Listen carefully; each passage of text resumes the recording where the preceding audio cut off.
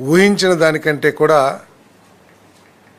ప్రజలు భారీగా ఈ కార్యక్రమంలో పాల్గొని కూటమి ప్రభుత్వం పట్ల, ప్రియతమ నేత చంద్రబాబు నాయుడు గారి నాయకత్వం పట్ల, పవన్ కళ్యాణ్ గారి నాయకత్వం, మోడీ గారి నాయకత్వం పట్ల పూర్తి సంతృప్తికి నిదర్శనం అని చెప్పేసి మనవి చేస్తా ఉన్నాను. నేను